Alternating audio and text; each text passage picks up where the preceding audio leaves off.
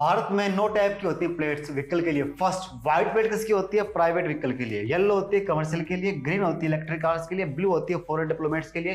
Black होती है hotels के लिए जहाँ पे आपको कमर्शियल का लाइसेंस की जरूरत नहीं होती, मतलब रेंटल कार के लिए। रेड होती है जिसका आपका रजिस्ट्रेशन नहीं हुआ है। पर एरो वाले होते हैं आर्मी नेवी एयरफोर्स के लिए। रेड जहाँ पे अशोक स्तंभ वो होता है प्रेसिडेंट वाइस प्रेसिडेंट या फिर गवर्नर के लिए। आपको मुझे पता है जिसपे बीएच लिखा हो वो प्लेट किसकी होती है? सड़क के किनारे लगे माइलस्टोन यानी मील के पत्थरों को तो आपने देखा ही होगा, जिस पर किसी स्थान की दूरी और उस जगह का नाम लिखा होता है। इन पत्थरों के ऊपरी हिस्से पर पीला, हरा, काला और नारंगी रंग होता है, जबकि सभी पत्थरों के निचले हिस्से सफेद रंगों से रंगे होते हैं। लेकिन क्या आप जानते हैं कि आखिर में माइलस्टोन के पत्थर अलग अलग रंगों से क्यों रंगे होते हैं? चलिए जानते हैं। नंबर 1, अगर सड़क पर चलते वक्त या ड्राइविंग करते वक्त किनारे पर ऐसा पत्थर दिखे जिसका ऊपरी हिस्सा पीले रंग का है, तो समझ जाइए कि आप नेशनल हाईवे या राष्ट्रीय राजमार्ग पर चल रहे हैं। नंबर 2, जब आपको सड़क पर हरे रंग का मील पत्थर दिखाई दे तो समझ जाइए कि आप स्टेट हाईवे पर मौजूद हैं। नंबर 3, जब आपको सड़क पर काले या नीले और सफेद रंग की पट्टी वाला पत्थर दिखाई दे तो समझ जाइए कि आप किसी बड़े शहर या जिले में आ गए हैं। नंबर 4, जब आपको सड़क के किनारे नारंगी रंग की पट्टी वाला मील का पत्थर दिखाई दे तो समझ जाइए कि आप किसी गांव में या फिर गांव की सड़क पर मौजूद हैं। जानकारी सही लगी हो तो वीडियो को लाइक करें और आपसे हाथ जोड़कर अनुरोध है कि चैनल को सब्सक्राइब करें। जय हिंद।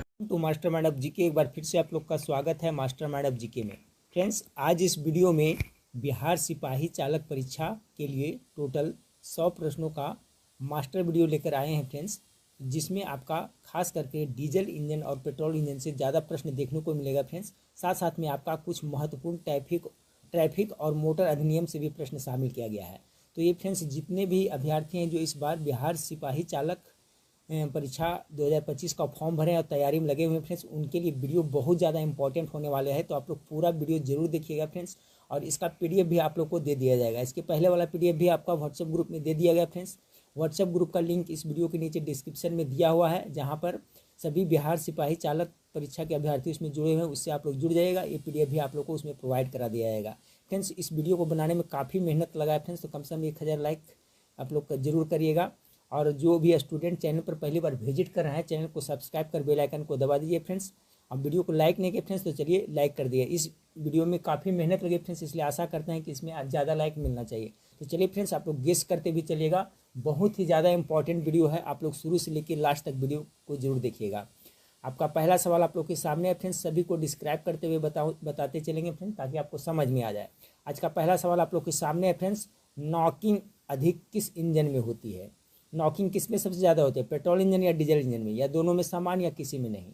तो पहला का करेक्ट आंसर क्या हो जाएगा फ्रेंड्स? देखिए, जो नॉकिंग होता है जो पेट्रोल इंजन में अधिक होता है। किसमें? तो पेट्रोल इंजन में अधिक होता है। अब इसका थोड़ा डिटेल देखते चलेंगे फ्रेंड्स, तो आपका सारा कॉन्सेप्ट क्लियर हो जाएगा।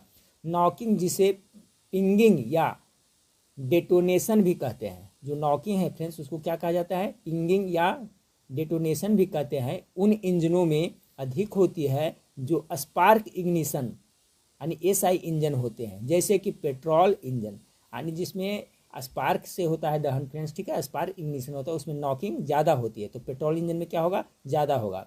जहाँ स्पार्क प्लग द्वारा ईंधन मिश्रण के प्रज्वलित होने से पहले ही कुछ हिस्से का स्वतः प्रज्वलन हो जाता है। यही कारण है कि पेट्रोल इंजन में ज़्यादा नॉकिंग होती है। तो पहला सवाल आप लोग समझ गए होंगे फ्रेंड्स।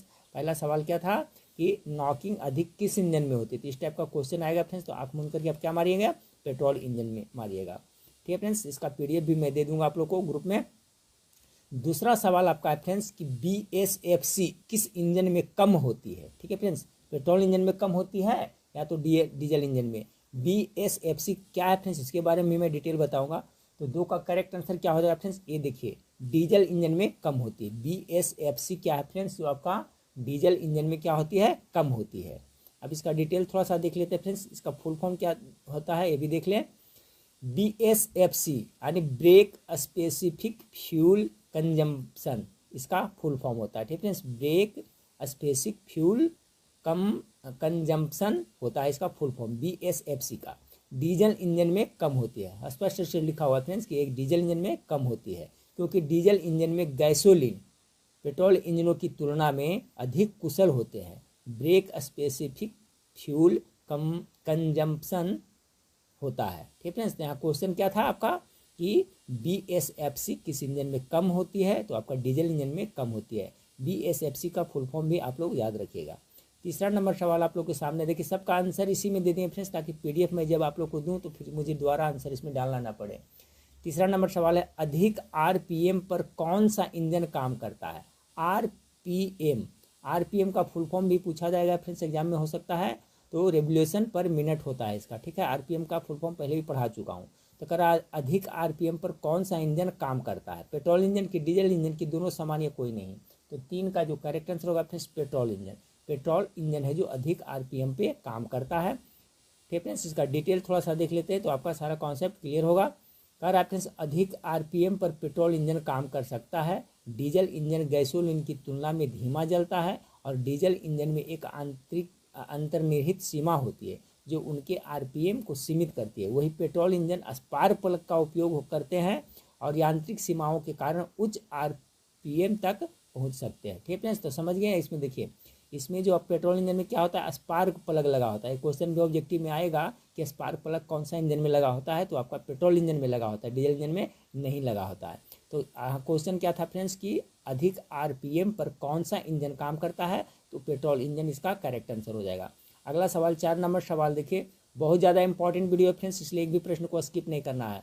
डीजल इंजन में कौन सा पंप प्रयोग होता है। डीजल इंजन में कौन सा पंप प्रयोग होता है, carburettor, fuel injection pump, water pump या ऑयल पंप। तो डीजल इंजन का रहा है तो इसका हो जाएगा option number B, fuel injection pump का प्रयोग होता है डीजल इंजन में। देखिए यहाँ पर नोट्स में है आपका दिया हुआ कि डीजल इंजन में ईंधन को उच्च दाब पर दहन कक्षा तक पहुँचाने के लिए फ्यूल इंजेक्शन पंप का प्रयोग होता है इसका डीजल इंजन में, जिसे डीजल पंप या इंजेक्शन पंप भी कहते हैं। यह इंजन का दिल होता है, यह तरह से इंजन का क्या दिल होता है जो सटीक मात्रा में ईंधन को समय पर इंजेक्ट करते रहता है। तो यहाँ क्वेश्चन क्या था, डीजल इंजन में कौन सा पंप का प्रयोग होता है, तो फ्यूल इंजेक्शन पंप का प्रयोग होता है जिसे डीजल का दिल भी कहा जाता है। 5वां नंबर सवाल आप लोग के सामने है। 5 नंबर सवाल है, पेट्रोल इंजन में थ्रोटल वाल्व का क्या कार्य होता है। सब सिलेक्टिव क्वेश्चन है फ्रेंड्स। 5 नंबर सवाल का करेक्ट आंसर क्या होगा, गेस करते चलिएगा। 5 का करेक्ट आंसर होगा फ्रेंड्स ऑप्शन नंबर बी, ईंधन आपूर्ति नियंत्रित करना। पेट्रोल इंजन में थ्रोटल वाल्व होता है, वो क्या करता है, ईंधन आपूर्ति को नियंत्रित करता है। 5 का correct answer option number B हो जाएगा। इसका डिटेल थोड़ा सा देख लेते हैं कि पेट्रोल इंजन में थ्रोटल वाल्व का मुख्य कार्य क्या होता है, इंजन में प्रवेश करने वाली हवा की मात्रा को नियंत्रित करता है जिसे एक्सीलेटर पेडल से नियंत्रित किया जाता है। यह इंजन की गति और शक्ति को सीधे प्रभावित करता है क्योंकि जितनी अधिक हवा इंजन में प्रवेश करती है उतना ही अधिक ईंधन जलता है और शक्ति उत्पन्न होती है। यहाँ क्वेश्चन क्या था कि पेट्रोल इंजन में थ्रोटल वाल्व का क्या कार्य होता है। देखिए, पेट्रोल इंजन में थ्रोटल वाल्व होता है तो इसका कार्य क्या होता है, ईंधन आपूर्ति को नियंत्रित करना। और किस तरह से नियंत्रित करता है उसका डिटेल आप लोग भी यहाँ पर पढ़ लें। थ्रोटल वाल्व याद रखिएगा।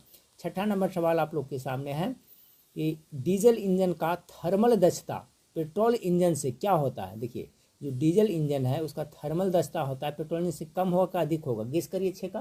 तो क्या होता है, अधिक होता है। जी हाँ, डीजल इंजन का क्या होता है, अधिक होता है। क्या चीज़, तो आपका थर्मल दक्षता। अब थर्मल दक्षता क्या होता है ये भी देख लीजिए। कह रहा है फ्रेंड्स कि डीजल इंजन की थर्मल दक्षता पेट्रोल इंजन की तुलना में अधिक होती है क्योंकि इसका संपीड़न अनुपात, कंप्रेशन रेशियो बहुत अधिक होता है।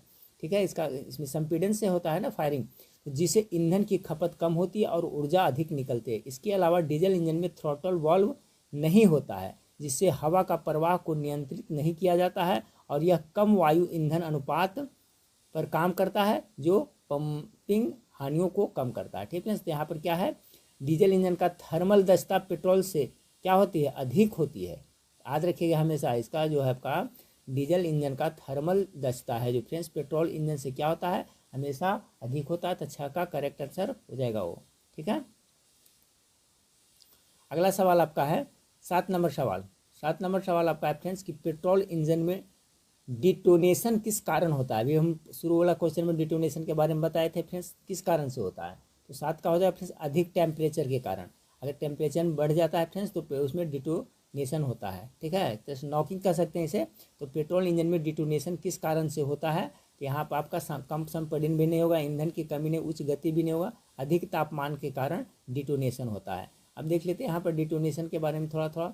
पेट्रोल इंजन में डिटोनेशन स्पार्क प्लग के फायर होने के बाद सिलेंडर में बचे हुए ईंधन वायु मिश्रण कर स्वतः स्फूर्त दहन है।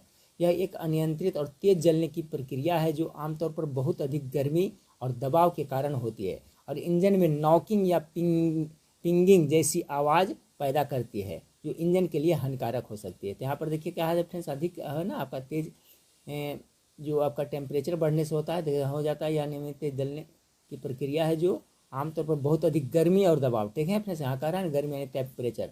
तो क्वेश्चन हुए ना पेट्रोल इंजन में डिटोनेशन किस कारण से होता है, एक तरह से नॉकिंग, तो आपका अधिक टेम्परेचर बढ़ने से होता है, अधिक तापमान से होता है। 8वां नंबर सवाल आप लोग के सामने है कि पेट्रोल इंजन में स्पार्क प्लग का मुख्य कार्य क्या है, ठीक फ्रेंड्स, इसका आंसर भी यहाँ पर दिया हुआ अधिक तापमान। पेट्रोल इंजन में स्पार्क प्लग का मुख्य कार्य क्या है, एक क्वेश्चन तो यही बनता है फ्रेंड्स कि स्पार्क प्लग कौन सा इंजन में लगा होता है, तो आपका पेट्रोल इंजन में, डीजल इंजन में नहीं लगा होता है। 8 का जो करेक्ट आंसर हो जाएगा ऑप्शन नंबर सी, वायु ईंधन मिश्रण में आग लगाने का काम यही आपका स्पार्क प्लग करता है, ठीक फ्रेंड्स, कौन करता है, तो आपका स्पार्क, वायु में ईंधन मिश्रण का आग लगाने का। 9वां नंबर सवाल आपका है कि डीजल इंजन में इग्निशन किस कारण होता है, ठीक है, किससे होता है, स्पार्क प्लग से होगा, नहीं होगा फ्रेंड्स, कार्बोरेटर होगा, उच्च संपीड़न तापमान होगा, कार्बोरेटर होगा, सिलेंडर कोटिंग होगा, गैस करीनों का करेक्ट आंसर क्या होगा। तो सभी को पता है फ्रेंड्स डीजल इंजन में आपका स्पार्क प्लग नहीं होता, उसमें संपीड़न यानी उच्च संपीड़न के कारण होता है, ठीक है फ्रेंड्स, डीजल इंजन में इग्निशन किसके कारण होता है, तो उच्च संपीड़न। तो 9 का करेक्ट आंसर ऑप्शन नंबर आपका बी हो जाएगा। 10वां नंबर सवाल आप लोग के सामने है कि पेट्रोल इंजन में कार्बोरेटर का कार्य क्या है। कार्बोरेटर, देखिए क्वेश्चन पूछेगा फ्रेंड्स, कार्बोरेटर जो अगर आता है जो किस में होता है, पेट्रोल इंजन में होता है, डीजल इंजन में कार्बोरेटर नहीं होता, उसमें क्या होता है, एक रेडिएटर होता है जो इंजन को ठंडा करता है। ये कार्बोरेटर जैसे ही आएगा फ्रेंड्स आपका पेट्रोल इंजन पर समझ जाइएगा। तो इसमें क्या करता है, कार्बोरेटर का फंक्शन ही है कि ईंधन वायु को मिश्रण करता है, जो आपका ईंधन है फ्रेंड्स, जो पेट्रोल होता है उसको और वायु के साथ क्या करता है, मिक्स करता है। तो 10 का करेक्ट आंसर ऑप्शन नंबर आपका बी हो जाएगा। 11 नंबर सवाल आपका है, देखिए इसी टाइप का क्वेश्चन पूछेगा फ्रेंड्स, ठीक है, सब सिलेक्टिव क्वेश्चन है। पेट्रोल इंजन में नॉकिंग कम करने के लिए कौन सी वैल्यू महत्वपूर्ण है, बहुत ज़्यादा इंपॉर्टेंट है। पेट्रोल इंजन में अगर जो नॉकिंग हो रहा है फ्रेंड्स तो कम करने के लिए कौन सा वैल्यू महत्वपूर्ण है, तो 11 का करेक्ट आंसर ऑक्टेन संख्या हो जाएगा, ऑक्टेन संख्या रहेगा। जब पेट्रोल में इंजन में नॉकिंग कम की बात की जाए तो उसमें क्या मारेगा फ्रेंड्स, ऑक्टेन संख्या, और जब डीजल इंजन में रहेगा तो सीटेन संख्या। ये दोनों बहुत इंपॉर्टेंट क्वेश्चन है, VVI क्वेश्चन, याद रखिएगा। पेट्रोल इंजन में ऑक्टेन संख्या नॉकिंग कम करने के लिए। तो 11 का correct answer option number A हो गया फ्रेंड्स। 12 नंबर सवाल देखिए, यहाँ पर देखिए लिखा हुआ है फ्रेंड्स, डिटेल में थोड़ा देख लेते हैं कि पेट्रोल इंजन में नॉकिंग कम करने के लिए ईंधन की ऑक्टेन संख्या सबसे महत्वपूर्ण वैल्यू है, ठीक है, यही है। सही ऑक्टेन रेटिंग का ईंधन भरने से इंजन में नॉकिंग की संभावना कम हो जाती है, क्योंकि यह ईंधन समय से पहले जलने या विस्फोट होने के प्रतिरोध को मापती है। अगला सवाल आपका फ्रेंड्स, डीजल इंजन में नॉकिंग कम करने के लिए, देखिए अभी आ गया क्वेश्चन, वही क्वेश्चन, इसके पहले क्या था, पेट्रोल इंजन में, तो पेट्रोल इंजन में ऑक्टेन संख्या था, अभी कह रहा है डीजल इंजन में नॉकिंग कम करने के लिए, तो इसमें क्या हो जाएगा, सीटेन संख्या हो जाएगा। 12 का correct answer option number B हो जाएगा। तो ऑक्टेन संख्या पेट्रोल इंजन के नॉकिंग कम करने के लिए, और सीटेन संख्या किसका है फ्रेंड्स, डीजल इंजन की कमी करने के लिए, तो याद रखिएगा दोनों। अगला यहाँ पर भी देखिए नोट्स में लिखा हुआ है, भी देख लेते हैं फ्रेंड्स, कि कह रहा है कि डीजल इंजन में नॉकिंग कम करने के लिए सीटेन संख्या, ठीक है फ्रेंड्स, यानी सीटेन नंबर सबसे महत्वपूर्ण माना है, क्योंकि यह सीधे तौर पर डीजल ईंधन की ज्वलनशीलता को दर्शाता है। उच्च सीटेन संख्या वाला ईंधन जल्दी प्रज्वलित होता है, जिससे दहन के दौरान अचानक विस्फोट और नॉकिंग की संभावना कम हो जाती है। तो दोनों याद रखिएगा फ्रेंड्स, एक हो गया कौन, ऑक्टेन संख्या और सीटेन संख्या। अगला 13 नंबर सवाल आप लोग के सामने है कि पेट्रोल इंजन को और किस नाम से जाना जाता है, पेट्रोल इंजन को और किस नाम से जाना जाता है। 13 का करेक्ट आंसर हो, जिसको स्पार्क इग्निशन इंजन भी कहा जाता है, ठीक है, क्या कहा जाता है, स्पार्क इग्निशन इंजन कहा जाता है पेट्रोल इंजन को। और उसे डीजल इंजन को और किस नाम से जाता है, तो पेट्रोल इंजन का हो गया स्पार्क इग्निशन, डीजल का क्या हो जाएगा, कंप्रेशन इग्निशन इंजन ना, इसमें कंप्रेशन से होता है। तो 14 का correct answer option number B हो जाएगा। डीजल इंजन को कंप्रेशन इग्निशन इंजन कहा जाता है, जबकि पेट्रोल इंजन को स्पार्क इग्निशन इंजन कहा जाता है। अगला सवाल लेते हैं फ्रेंड्स, 15 नंबर सवाल आपका है। 15 नंबर सवाल आपका है फ्रेंड्स कि पेट्रोल इंजन में वायु ईंधन मिश्रण कहाँ बनता है, बहुत इंपॉर्टेंट क्वेश्चन है भी फ्रेंड्स, ठीक है। पेट्रोल इंजन में आपका वायु ईंधन मिश्रण कहाँ बनता है, सिलेंडर तो होगा नहीं फ्रेंड्स, इंजेक्टर नहीं, आपका कार्बोरेटर, पेट्रोल इंजन में होता है ना, वायु ईंधन का मिश्रण किस में होता है, तो ऑप्शन नंबर बी 15 का करेक्ट आंसर हो जाएगा। 16 नंबर सवाल को देखिए कि डीजल इंजन में ईंधन कहाँ इंजेक्ट होता है, 16 का। तो देखिए इसका जो होता है फ्रेंड्स कहाँ इंजेक्ट होता है, जहाँ फायर कहाँ करता है, तो दहन कक्ष में होता है। डीजल इंजन में ईंधन का जो इंजेक्ट होता है वो कहाँ होता है, तो 16 का correct answer option number C हो जाएगा, दहन कक्ष में हो जाएगा। देख लीजिए यहाँ पर डिटेल में थोड़ा कि डीजल इंजन में ईंधन को या तो सीधे दहन कक्ष डायरेक्ट इंजेक्शन में इंजेक्ट किया जाता है, या फिर एक पूर्व कक्ष होता है फ्रेंड्स, या भंवर कक्ष में इंजेक्ट किया जाता है, जो मुख्य दहन कक्ष से जुड़ा होता है। ये भी मतलब इससे जुड़ा ही होता है, लेकिन इस तरह से क्वेश्चन आएगा कि इंजेक्ट कहाँ किया जाता है डायरेक्ट, तो आपका दहन कक्ष में इंजेक्ट किया जाता है। किस इंजन से अधिक टॉर्क प्राप्त होता है, टॉप मोस्ट वीवीआई क्वेश्चन है, टॉर्क अधिक प्राप्त होता है। 17 का करेक्ट आंसर होगा friends diesel engine. Diesel engine से टॉर्क है क्या होता है, अधिक प्राप्त होता है। क्यों टॉर्क अधिक प्राप्त होता है वो भी देख लीजिए।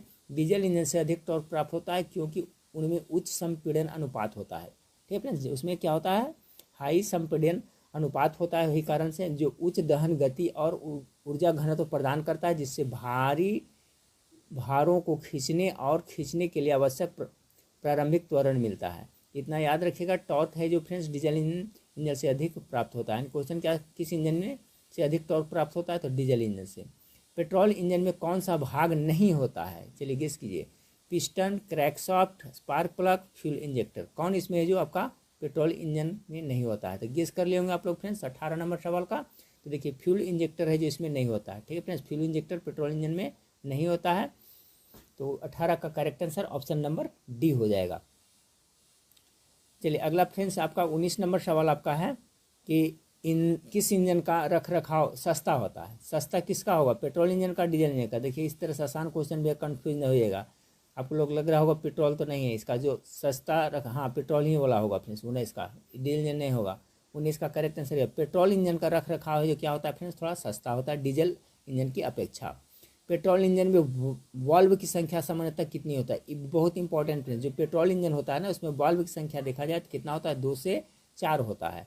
कितना होता है, 2 से 4 होता है। तो ऑप्शन नंबर बी इसका करेक्ट आंसर हो जाएगा। ठीक है, कितना, 2 से 4। देख लेते हैं यहाँ पर नोट्स में थोड़ा सा कि पेट्रोल इंजन में वाल्व की संख्या प्रति सिलेंडर आमतौर पर कितना, 2 से 4 होती है, जिससे प्रत्येक सिलेंडर में एक इनलेट प्रवेश वाल्व और एक एग्जॉस्ट निकास वाल्व होता है, जो 2 इनलेट वाल्व और 2 एग्जॉस्ट वाल्व होते हैं।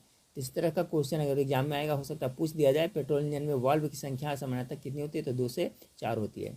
21 नंबर सवाल है आपका फ्रेंड्स कि किस इंजन में टार्बो चार्जर का प्रयोग अधिक होता है। टार्बो चार्जर का प्रयोग कौन सा ईंधन में होता है, 21 का correct answer option number B diesel engine में है जो टार्बो चार्जर का प्रयोग अधिक होता है। थोड़ा सा डिटेल देख लेते हैं फ्रेंड्स, टार्बो चार्जर क्या है। टार्बो चार्जर का प्रयोग मुख्य रूप से डीजल इंजन में अधिक होता है, खासकर भारी वाहनों, निर्माण और कृषि मशीनरी में, क्योंकि यह कम ईंधन खपत के साथ बेहतर शक्ति और टॉर्क प्रदान करता है। अभी बताते हैं डीजल इंजन में टॉर्क ज़्यादा मिलता है। हालांकि यह पेट्रोल इंजन में भी तेज़ी से लोकप्रिय हो रहा है, लेकिन डीजल इंजन में इसकी उपयोगिता अधिक है। इस टाइप का क्वेश्चन आएगा अगर जो टार्बो चार्जर का प्रयोग किस इंजन में अधिक होता है, तो डीजल इंजन इसका करेक्ट आंसर हो जाएगा। अगला सवाल है डीजल इंजन में कौन सा इग्निशन सिस्टम प्रयोग होता है, कौन सा होता है, गेस कीजिए। पहले मैं बता चुका हूँ फ्रेंड्स के मास्टर वीडियो है, इससे क्वेश्चन 100% आपका एग्जाम में लड़ेगा तो लड़ेगा, और सभी लोग ये पूरा वीडियो जरूर देखिएगा फ्रेंड्स। तो 22 नंबर सवाल का जो करेक्ट आंसर हो जाएगा, क्या हो जाएगा, ऑप्शन नंबर बी होता है। ठीक है, कंप्रेशन इग्निशन होता है। डीजल इंजन में क्या होता है, कंप्रेशन इग्निशन होता है, और पेट्रोल इंजन में स्पार्क प्लग से होता है। इसका करेक्ट आंसर 22 का ऑप्शन नंबर बी हो जाएगा। 23 नंबर सवाल देखिए, डीजल इंजन पेट्रोल से अधिक दक्ष क्यों होता है। कहने का मतलब कि जो डीजल इंजन है वो पेट्रोल इंजन से दक्ष क्यों होता है, ज़्यादा पावरफुल क्यों होता है। ठीक है फ्रेंड्स, ज़्यादा कुशल क्यों होता है। तो 23 का करेक्ट आंसर ऑप्शन में संपीड़न अनुपात अधिक होता है। डीजल इंजन का जो संपीड़न अनुपात होता है क्या होता है, अधिक होता है, यही कारण से अधिक दक्ष होता है। तो 23 का correct answer option number B हो जाएगा। 24 नंबर सवाल आप लोग के सामने है कि किस इंजन में स्मूथ ऑपरेशन अधिक होता है। स्मूथ किस में होगा, डीजल या पेट्रोल में, गेस करिए 24 का। तो ये हो जाएगा पेट्रोल इंजन में है जो फ्रेंड्स आपका स्मूथ ऑपरेशन क्या होता है, अधिक होता है। अगला किस इंजन में इंजन की लाइफ अधिक होती है। ठीक है फ्रेंड्स, यानी किस इंजन की लाइफ अधिक होती है। कहने का मतलब इंजन की लाइफ किसका अधिक होता है फ्रेंड्स, तो आपका 25 का करेक्ट आंसर हो जाएगा। डीजल इंजन का क्या होता है, अधिक होता है। ठीक है, मजबूत भी होता है फ्रेंड्स, इसका लाइफ क्या होता है, पेट्रोल इंजन की अपेक्षा में। आपका कहने का किस इंजन में कर रहा है फ्रेंड्स, किस इंजन यानी पेट्रोल या डीजल में किसकी लाइफ अधिक होती है, तो डीजल इंजन का। 25 का correct answer option number B हो जाएगा। 26 नंबर सवाल को देखते हैं फ्रेंड्स। टोटल 100 प्रश्न आज इस वीडियो में करने वाले हैं फ्रेंड्स। किस इंजन की शीतलन अधिक आवश्यकता होती है, यानी कूलिंग का किसका जरूरत अधिक होता है, पेट्रोल के डीजल को। तो देखिए चूँकि ज़्यादा पावर ताकत भी ज़्यादा है डीजल इंजन में फ्रेंड्स, और ज़्यादा हीट भी होता है। ट्रक बस इस समय देखिए जो बड़े बड़े गाड़ी उसमें आपका डीजल इंजन लगता है, तो इसमें भी कूलिंग का अधिक जरूरत पड़ेगा। तो 26 का correct answer option number B हो जाएगा। 27 नंबर सवाल देखिए, यहाँ पर देख लीजिए फ्रेंड्स, जो डिटेल में है, जहाँ जहाँ डिस्क्रिप्शन की ज़रूरत है वहाँ मैं ज़रूर आप लोग को बता रहा हूँ। डीजल इंजन को पेट्रोल इंजन की तुलना में अधिक शीतलन आवश्यकता, क्योंकि उच्च संपीड़न अनुपात और दहन तापमान के कारण वह अधिक ऊष्मा उत्पन्न करते हैं। क्यों अधिक उत्पन्न करते हैं? खासकर जब वे अपनी अधिकतम शक्ति के करीब काम करते हैं, यानी फुल पोटेंशियल से जब डीजल इंजन काम करता है फ्रेंड्स, तो वहाँ क्या होता है, अधिक ऊष्मा उत्पन्न करते हैं, जिससे इंजन ज़्यादा गर्म होता है। तो ऐसी स्थिति में आपका इसमें शीतलन की आवश्यकता यानी कूलिंग की आवश्यकता अधिक होती है। अगला सवाल आपका है फ्रेंड्स, आपका 27 नंबर, कौन सा इंजन कोल्ड पार्ट ठंडे मौसम में कठिनाई से चालू होता है? ठीक है फ्रेंड्स, कौन सा, पेट्रोल या डीजल? तो 27 का करेक्ट आंसर क्या हो जाएगा फ्रेंड्स? आपका ऑप्शन नंबर बी। ये ठंडे के मौसम में देखिएगा डीजल इंजन है, थोड़ा सा स्टार्ट होने में कठिनाई देती है, क्योंकि फ्यूल भी जम जाता है उसमें फ्रेंड्स। किस इंजन में उत्सर्जन अधिक हानिकारक होता है? ये भी बहुत इंपॉर्टेंट है। उत्सर्जन, कौन सा इंजन में उत्सर्जन जो अधिक हानिकारक होगा? 28 का डीजल इंजन में उत्सर्जन आपका अधिक हानिकारक होगा। ऑप्शन नंबर बी इसका करेक्ट आंसर हो जाएगा। हाँ, ऑप्शन में देख ले फ्रेंड्स कि डीजल इंजन से निकलने वाला उत्सर्जन स्वास्थ्य और पर्यावरण के लिए अधिक हानिकारक होता है। पेट्रोल इंजन की अपेक्षा डीजल इंजन से जो भी उत्सर्जन निकलता है फ्रेंड्स धुआं के रूप में, वो अधिक हानिकारक होता है, क्योंकि वे नाइट्रोजन ऑक्साइड, ठीक है फ्रेंड्स, क्योंकि वे नाइट्रोजन ऑक्साइड, कणिका पदार्थ और सल्फर डाइऑक्साइड SO2 जैसे जहरीले प्रदूषक उत्सर्जित करते हैं। कौन? डीजल इंजन, जो श्वसन संबंधी बीमारियों, हृदय रोग और अम्लीय वर्षा और धुंध का कारण बनता है। हालांकि पेट्रोल इंजन कार्बन मोनोऑक्साइड छोड़ते हैं, जो बंद जगहों में हानिकारक है। डीजल उत्सर्जन का समग्र प्रभाव स्वास्थ्य और पारिस्थितिकी तंत्र पर कहीं अधिक गंभीर होता है। ठीक है, इसलिए सभी लोग याद रखिएगा। अगर पूछे किस इंजन से उत्सर्जन नहीं, कौन सा इंजन है जो ज़्यादा खतरनाक होता है फ्रेंड्स इंजन से धुआं निकलने वाला, तो डीजल वाला का ज़्यादा होता है। 29 नंबर सवाल आपका है फ्रेंड्स। 29 नंबर सवाल है, पेट्रोल इंजन की कैपिटल कॉस्ट, खरीद लागत क्या है? ठीक है फ्रेंड्स, कम है या अधिक है? पेट्रोल इंजन का क्या होगा? कम लगेगा ना, चूंकि हल्का इंजन होता है। तो 29 का correct answer option number A हो जाएगा। उसी नंबर से 30 नंबर सवाल, किस इंजन में ईंधन का फ्लैश पॉइंट अधिक होता है? ठीक है, 30 का फ्लैश पॉइंट कर रहा है, फ्लैश पॉइंट किसका अधिक होगा? तो आपका डीजल इंजन का फ्लैश पॉइंट अधिक होगा। ऑप्शन नंबर बी इसका करेक्ट आंसर हो जाएगा। अगला सवाल है फ्रेंड्स कि देखिए डीजल इंजन में फ्लैश पॉइंट के बारे में, डीजल इंजन में प्रयुक्त ईंधन जैसे डीजल का फ्लैश पॉइंट गैसोलीन इंजन के ईंधन यानी पेट्रोल की तुलना में क्या होता है? अधिक होता है, जो डीजल को कम अस्थिर और संभालने में अधिक सुरक्षित बनाता है। तो क्वेश्चन क्या था कि किस इंजन में ईंधन फ्लैश पॉइंट अधिक होता है? तो डीजल इंजन में अधिक होता है। किस इंजन में ईंधन का फ्लैश पॉइंट कम होता है फ्रेंड्स? 35 का देखिए क्या हो जाएगा? पेट्रोल में कम होगा और डीजल में आपका अधिक। ये देखिए इंपॉर्टेंट पॉइंट याद रखिए, फ्लैश पॉइंट है जो डीजल में अधिक होता है, पेट्रोल में क्या होता है? कम होता है। अगला सवाल आपका है कि पेट्रोल इंजन किस चक्र पर काम करता है? बहुत ज़्यादा इंपॉर्टेंट सवाल है। क्या डीजल साइकिल पर, या ऑटो साइकिल पर, या डुअल साइकिल पर, या ब्रिटेन साइकिल पर? तो 32 का जो करेक्ट आंसर होगा ये ऑटो साइकिल पर काम करता है। पेट्रोल इंजन किस पे काम करता है? ऑटो साइकिल पर काम करता है। ठीक फ्रेंड्स, देखिए क्या होता है auto cycle? Petrol engine auto चक्र जिसे ऑटो साइकिल के सिद्धांत पर काम करता है, जिससे हवा और ईंधन के मिश्रण को एक स्पार्क प्लग की मदद से क्या होता है? प्रज्वलित किया जाता है, जिससे ऊर्जा उत्पन्न होती है। और ऑटो चक्र में 4 मुख्य स्ट्रोक होते हैं: अंतःग्रहण, संपीड़न, शक्ति और निकास। तो याद रखिएगा सभी लोग कि आपका पेट्रोल इंजन कौन सा चक्र? तो ऑटो साइकिल चक्र पर एक काम करता है, पेट्रोल इंजन करता है। अब देखिए आ गया वही डीजल इंजन किस चक्र पर काम करता है? तो ये तो करेगा किस पे? डीजल पर करेगा, डीजल साइकिल पर करेगा। पेट्रोल रहेगा तो ऑटो साइकिल लगेगा, और डीजल इंजन का रहेगा तो डीजल साइकिल पर काम करता है। अगला है फ्रेंड्स 34 नंबर सवाल है कि किस इंजन में पावर टू वेट रेशियो अधिक होता है? तो 34 का जो करेक्ट आंसर हो जाएगा friends option number B. Power to ratio किस में अधिक होगा फ्रेंड्स? आपका डीजल इंजन में अधिक होता है। यदि इंजन से सफ़ेद धुआं लगातार निकले तो क्या हो सकता है? तीनों धुआं के बारे में मैं पहले भी बता चुका हूँ फ्रेंड्स। सफ़ेद निकल रहा है इसका मतलब क्या है फ्रेंड्स? पानी में कुछ, ईंधन में क्या मिला है? ईंधन में पानी मिल गया। यानी ऑप्शन नंबर बी 35 का करेक्ट आंसर हो जाएगा। पानी डीजल में मिला हुआ है, यानी ईंधन में पानी मिला हुआ है, तो इस तरह से सफ़ेद धुआं आता है।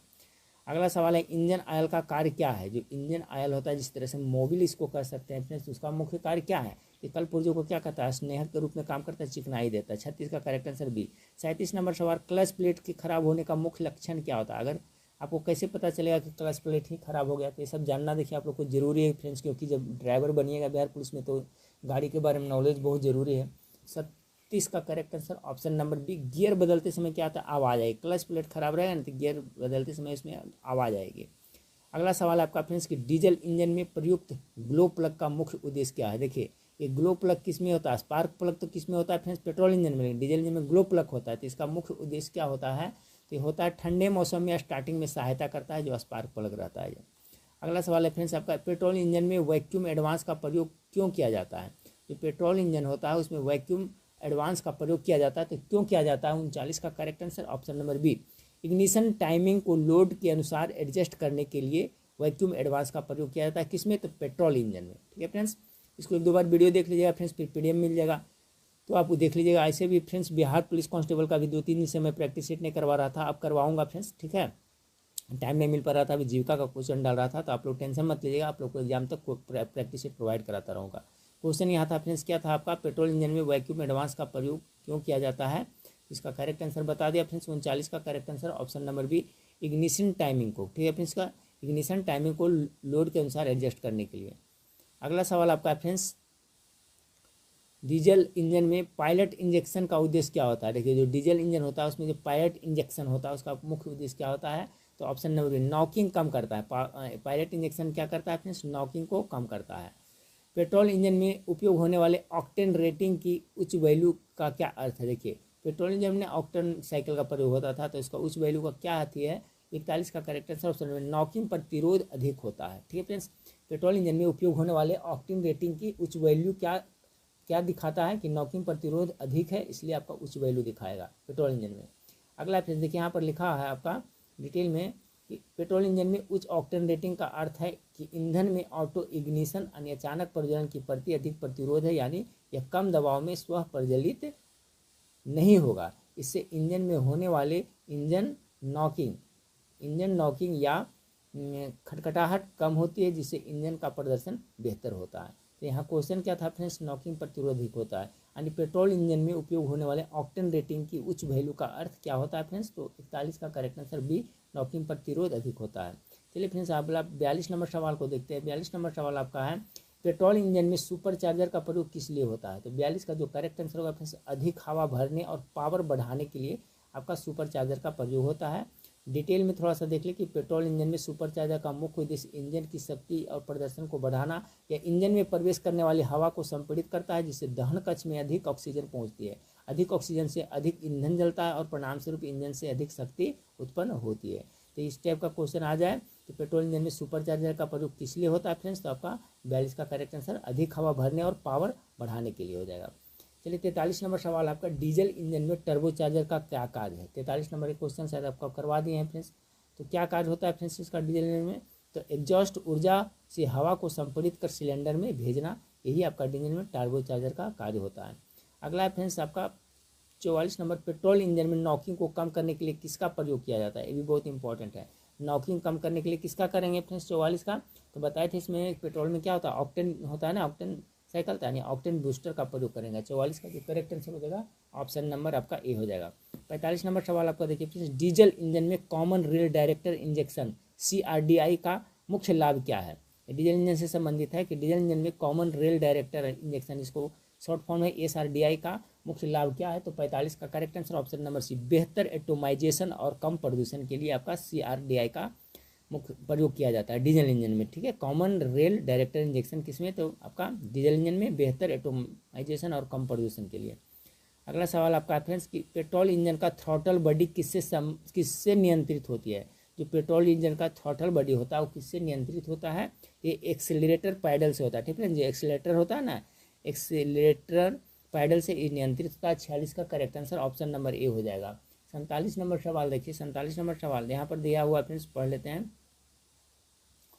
कि पेट्रोल इंजन का थ्रॉटल बॉडी एक्सीलेटर पेडल द्वारा नियंत्रित होता है। आधुनिक कारों में यह इलेक्ट्रॉनिक थ्रॉटल कंट्रोलर ETC प्रणाली के माध्यम से काम करता है। यह एक्सीलेटर पैडल में लगे सेंसर को एक सिग्नल भेजता है और engine control unit ECU throttle body में मौजूद वाल्व को खोलता है या बंद करता है, जिससे इंजन में जाने वाली हवा की मात्रा नियंत्रित होती है।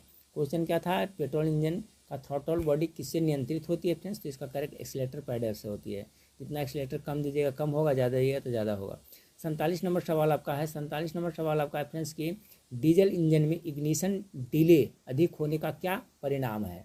तो 47 का जो करेक्ट आंसर हो जाएगा friends option number B, knocking बढ़ जाती है। डीजल इंजन में जो इग्निशन डिले होता है तो उसमें क्या होता है, नॉकिंग बढ़ जाती है। पेट्रोल इंजन में multi point fuel injection MPFI का मुख्य लाभ क्या है? जो पेट्रोल इंजन होता है उसमें मल्टी पॉइंट फ्यूल इंजेक्शन यानी MPFI का मुख्य लाभ क्या होता है देखा जाए फ्रेंड्स तो इसका होगा बी, स्मूथ रनिंग और पावर में वृद्धि, इसका करेक्ट आंसर हो जाएगा। अगला फ्रेंड्स, डीजल इंजन में फ्यूल एटोमाइजेशन किससे होता है? डीजल इंजन में पूछ रहा है, तो आपका 49 नंबर सवाल का correct answer option number injector nozzle के द्वारा होता है। किसके द्वारा? इंजेक्टर नोजल के द्वारा। पेट्रोल में मैग्नेटो इग्निशन सिस्टम किस प्रकार का होता है? पेट्रोल इंजन में जो होता है मैग्नेटो इग्निशन सिस्टम किस प्रकार का होता है? तो ये होता है स्वयं विद्युत उत्पन्न करने वाला होता है। जो मैग्नेटो इग्निशन सिस्टम होता है क्या करता है? स्वयं विद्युत उत्पादन करता है। ठीक है, तो 50 का correct answer option number B हो जाएगा। चलिए 51 नंबर सवाल को देखते हैं। यहाँ पर देखिए फ्रेंड्स नोट्स में दिया हुआ है, ये भी पढ़ लेते हैं कि पेट्रोल इंजन में मैग्नेटो इग्निशन सिस्टम एक प्रकार का स्वचालित इग्निशन सिस्टम है। क्या है? इग्निशन सिस्टम है जो चिंगारी पैदा करने के लिए बैटरी की बजाय अपने आंतरिक छोटे जनरेटर जिसे क्या कहता है मैग्नेटो का उपयोग करता है। अगला फ्रेंड्स, डीजल इंजन में इग्निशन डिले को कम करने के लिए क्या किया जाता है? अगर जो डीजल इंजन है उसमें इग्निशन डिले हो रहा है तो उसको कम करने के लिए क्या करिएगा?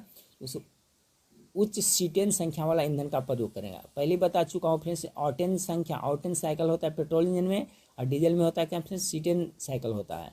तो उसमें आपका ऑटो वाला किया जाएगा और डीजल इंजन में सीटेन संख्या वाला ईंधन है। ठीक है फ्रेंड्स, उच्च सीटेन संख्या वाला जिसमें आपका सीटें की संख्या उच्च हो उस तरह का ईंधन प्रयोग करेंगे फ्रेंड्स तो इसमें इग्निशन डिले कम हो जाएगा। किसमें? डीजल इंजन में। पेट्रोल इंजन में वॉल्व टाइमिंग डायग्राम क्यों आवश्यक है? देखिए क्या रहा है आपका कि पेट्रोल इंजन में वॉल्व टाइमिंग डायग्राम क्यों आवश्यक है? तो 52 का correct answer option number C हो जाएगा, वायु ईंधन मिश्रण का बेहतर इनटेक और एग्जॉस्ट के लिए। ठीक है, तो ऑप्शन नंबर सी इसका करेक्ट आंसर हो जाएगा। 53 नंबर सवाल को देखिए कि इमरजेंसी वाहन जैसे एम्बुलेंस को रास्ता न देने पर दंड क्या है? ठीक है फ्रेंड्स, देखिए अभी 50 क्वेश्चन डायरेक्ट हम लोग क्या से देखे, फिर इंजन से संबंधित देखे, अब मिक्स क्वेश्चन रहेगा फ्रेंड्स सभी तरह से फ्रेंड्स, इसमें भी आपका मिलेगा आगे। 53 नंबर सवाल का करेक्ट आंसर हो जाएगा ऑप्शन नंबर कितना फ्रेंड्स? सी हो जाएगा।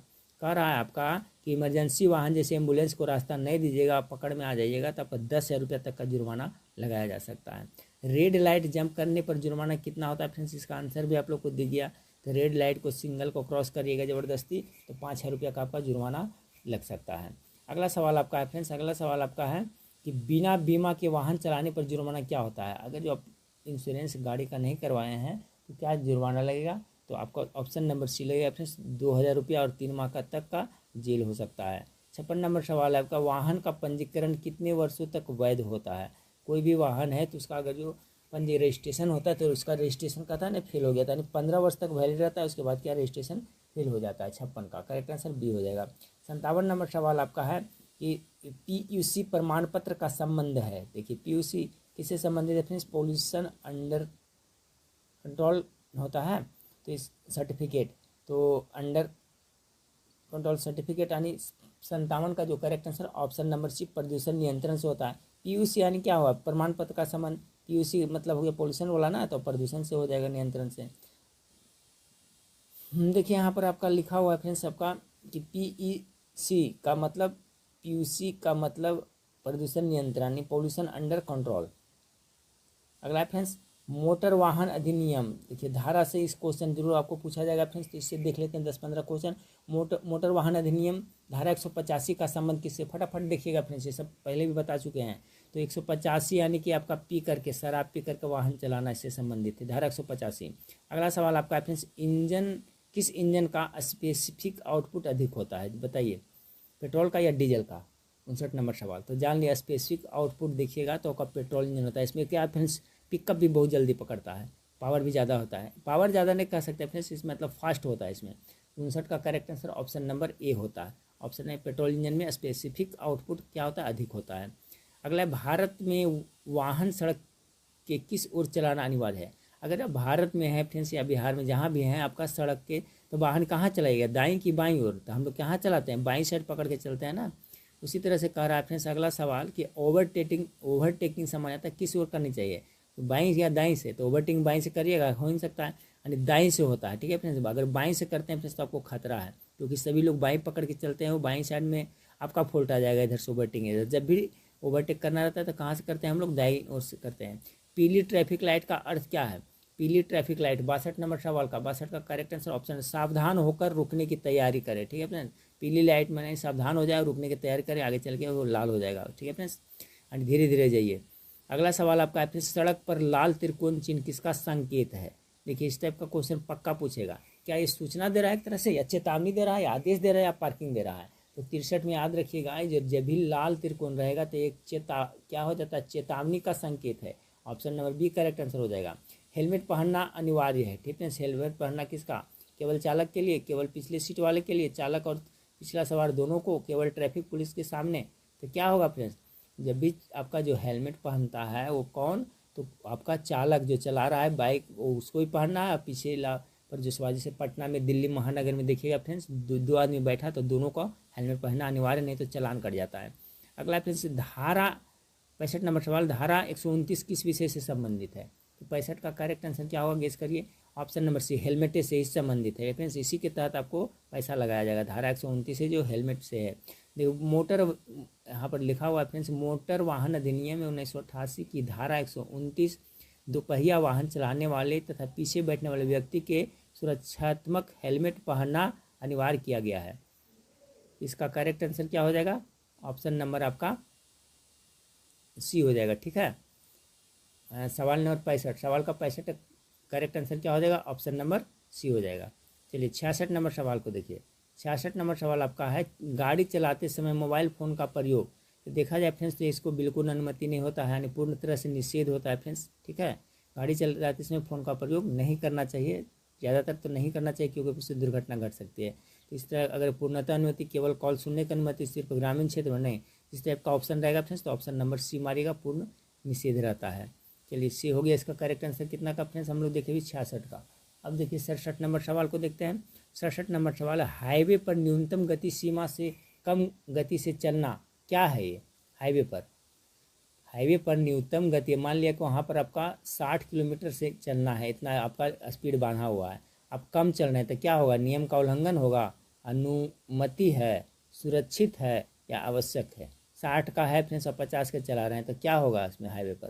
तो एक तरह से फ्रेंड्स ये नियम का क्या हो जाएगा? उल्लंघन हो जाएगा। नहीं, 60 से कम नहीं चलना, तो नहीं चलना है, नियम है ये।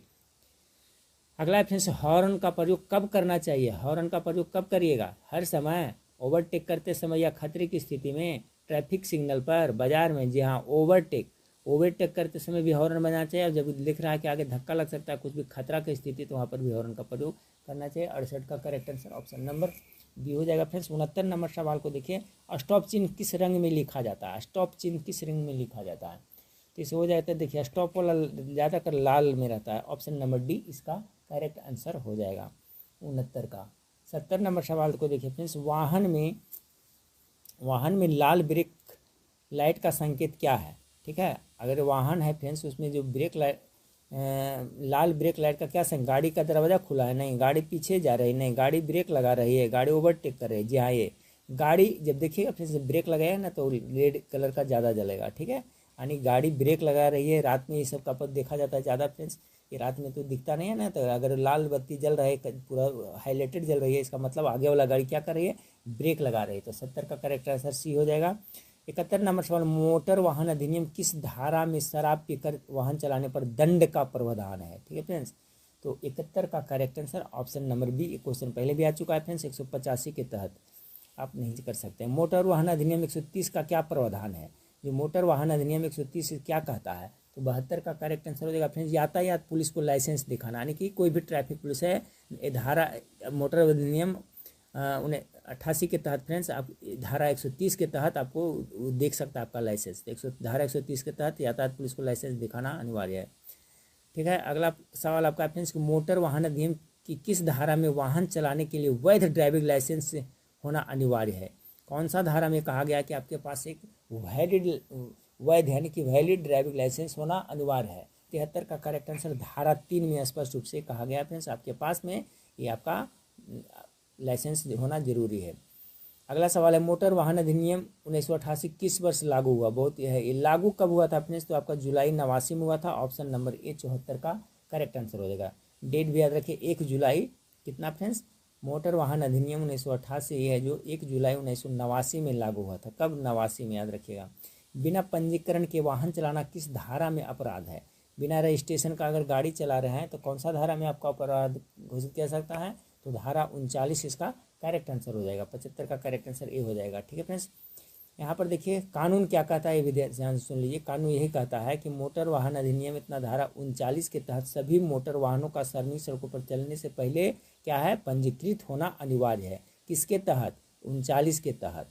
और अगर ये नहीं है तो धारा 192 के उल्लंघन के होता है फ्रेंड्स। अगर आपके पास नहीं है तो इसकी इसी के तहत आपको दंडित किया जाता है। तो यहाँ 2 क्वेश्चन बन रहा है। पहला क्वेश्चन है फ्रेंड्स कि बिना पंजीकरण का वाहन किस धारा में अपराध बताया गया है? अपराध बताया धारा कितना? 139 में। अगर जो अपराधी साबित हुआ तो 192 के तहत, उल्लंघन के तहत आपका 192 का उल्लंघन माना जाएगा और इसके तहत आपको दंडित किया जाएगा। मोटर वाहन अधिनियम की धारा 3 किस विषय से संबंधित? देखिए आ गया फ्रेंड्स, वो किस विषय से संबंधित है? 76 का। ये ड्राइविंग लाइसेंस का अनिवार्यता धारा 3 के तहत का रहा कि सभी के पास लाइसेंस होना चाहिए। अगला फ्रेंड्स आपका कि वाहन की प्रदूषण जांच किस धारा से संबंधित है? वाहन का प्रदूषण पीयूसी सर्टिफिकेट को जांच करना। तो 77 का करेक्ट आंसर ऑप्शन है ये धारा 190 का 2 में वर्णित है। पीयूसी सर्टिफिकेट से संबंधित वाहन प्रदूषण की जांच धारा 190 के 2। याद रखिएगा। सार्वजनिक स्थान पर रेसिंग और ट्रायल स्पीड किस धारा के अंतर्गत दंडनीय है? ठीक है फ्रेंड्स, यानी जो सार्वजनिक स्थान है वहाँ पर आप रेसिंग करते गए हैं, ज़्यादा स्पीड कर रहे हैं तो वो क्या है? वो आपका ये दंडनीय है, अपराध है। तो 78 का करेक्ट आंसर है या धारा 189 के तहत। धारा 189 के तहत ये आपका रेसिंग वहाँ पर नहीं कर सकते हैं। ओवरलोडिंग से संबंधित धारा कौन सा है? ठीक है फ्रेंड्स, आप ज़्यादा गाड़ी में पैसेंजर हो या माल ढोने वाला अगर ज़्यादा ओवरलोडिंग कर रहे हैं तो फ्रेंड्स तो इस कौन धारा के तहत आप पे चालान काटा जाएगा? तो 79 का हो जाए धारा 194 का ए। ठीक है फ्रेंड्स, 194 का ए इसका करेक्ट आंसर हो जाएगा। देखिए हो गया धारा 194 के। हिट एंड रन मामले में मुआवजे का प्रावधान किस धारा में है? हिट एंड रन मामला आप लोग समझ रहे हैं फ्रेंड्स। मान लीजिए कि आप एक्सीडेंट कर दिए और वहाँ से भाग गए गाड़ी लेकर करके, अगर जो इसमें धरा गए हैं तो इसमें क्या फ्रेंड्स किस धारा का प्रावधान है? मुआवजे देना पड़ेगा आपको। तो 80 का करेक्ट आंसर ऑप्शन नंबर धारा 161 के तहत आपको मुआवजा देना पड़ेगा हिट एंड रन में। अगला सवाल आपका है फ्रेंड्स, देखिए यहाँ पर डिटेल दिया हुआ है, थोड़ा सा इसको भी देख लें कि हिट एंड रन मामले में मुआवजे का प्रावधान भारतीय मोटर वाहन अधिनियम 1988 की धारा 161 में है, जिसके तहत पीड़ित की मृत्यु पर 2 लाख रुपया और गंभीर चोट लगने पर 50,000 रुपया का मुआवजा आपको देना पड़ेगा। कब? जब हिट एंड रन आप धक्का मार दिया, वहाँ से चुपके से खिसक लिए तो। अगला है फ्रेंड्स आपका वो अलग धारा दर्ज होता है। अगर एक्सीडेंट करके भाग गया ना तो हिट एंड रन का धारा होगा फ्रेंड्स, उसमें आपका तो सज़ा तो हो ही करेगा। आपका जो मर गया ना उसको 2 लाख रुपया भी आपको हर हाल में देना होगा अगर भाग गए तो, और 50,000 रुपया का मुआवजा। तब ये स्थिति यहाँ क्या होता है फ्रेंड्स कि अगर धक्का मारता है तो वहाँ पर रुकेगा तो उसको जान से पब्लिक मार देंगे। ठीक है, पब्लिक भी नहीं समझती है ना कि किसकी गलती से हुई है या ये क्या मानवीय भूल से हुई है, तो वहाँ पर कुछ नहीं देखिए। इसलिए क्या करता है सभी ड्राइवर लोग, अगर धक्का लगता है फ्रेंड्स तो वहाँ से भागने के चक्कर में रहता है। लेकिन अगर जो फ्रेंड्स वहाँ पर हल्का फल्का चोट लगे, यहाँ गिर गया, तो कोशिश करना चाहिए कि उसको फटाक से वही गाड़ी पर बैठा के हॉस्पिटल पहुँचा देना चाहिए। इससे क्या है फ्रेंड्स कि आप पहुँचाए तो एक सहानुभूति बनेगी और आप पर ये धारा हिट एंड रन वाला नहीं फिट बैठेगा, नहीं आपका लागू नहीं होगा। किस पे लागू होता है? जो धक्का मार के भाग जाता है। ड्राइविंग टेस्ट पास करने के बाद लाइसेंस किस धारा के अंतर्गत जारी किया जाता है? अगर जब डिराइविंग पे टेस्ट पास कर लिए हैं तो आपका किसके तहत दिया जाएगा फ्रेंड्स? तो ये आपका धारा 9 के तहत आपको लाइसेंस देने की अनुमति प्रदान की जाती है। डिटेल में देख लेते हैं यहाँ पर कि ड्राइविंग टेस्ट पास करने के बाद लाइसेंस मोटर वाहन अधिनियम 1988 की धारा 9 के तहत जारी किया जाता है। ड्राइविंग लाइसेंस यह धारा लाइसेंस प्रदान करने की प्रक्रिया को कवर करती है, जिसमें यह शामिल है कि यदि आवेदक परीक्षा पास कर लेता है तो उसे ड्राइविंग लाइसेंस जारी किया जाए। अगला सवाल है 82 नंबर की, ट्रैफिक सिग्नल तोड़ने पर कौन सी धारा लागू होती है? अगर ट्रैफिक सिग्नल आप तोड़ दिए फ्रेंड्स तो कौन सा लागू होगा? तो 177 का ए लागू होगा। कौन सा होगा? 177 का ए धारा आपका लागू हो जाएगा।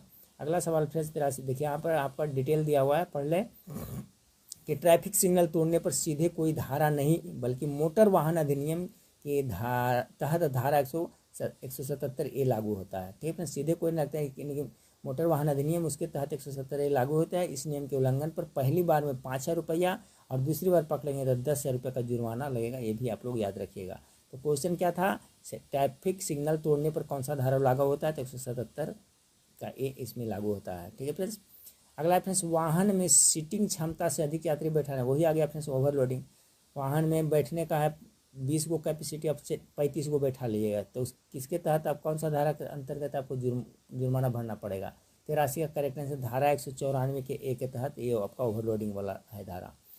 अगला सवाल आपका है फ्रेंड्स, देखिए यहाँ पर लिखा हुआ है, भी देख लें कि वाहन में क्षमता से अधिक यात्री बैठना मोटर वाहन अधिनियम 1988 धारा 194 के तहत आता है। ठीक है, इसका यही हो जाए, यह एक दंडनीय अपराध है जिसे चालक को अतिरिक्त भार के प्रति तय जुर्माना भरना पड़ता है ओवरलोडिंग में। अगला फ्रेंड्स, किस धारा में किशोर द्वारा अपराध करने पर वाहन मालिक को दंडित किया जाता है? अगर जो उसका बेटा बेटी जो अंडर एज है वो अगर अपराध करता है तो उसका वाहन मालिक है उसको आपका जुर्माना भरना पड़ेगा। ठीक है, दंडित किया जाता है। तो 84 का करेक्ट आंसर धारा 199 का ए के तहत, कि कोई किशोर यानी कि कम उम्र का बच्चा गाड़ी उसको दिए और वो कोई घटना करता है, कुछ होता है, तो इसमें मालिक को भी दंडित किया जाता है कि आप अंडर एज बिना लाइसेंस वाले को, कम उम्र वाले को अपना गाड़ी क्यों दिया, इसलिए आप भी गुनाहगार हैं, आप पर भी चार्ज लगेगा।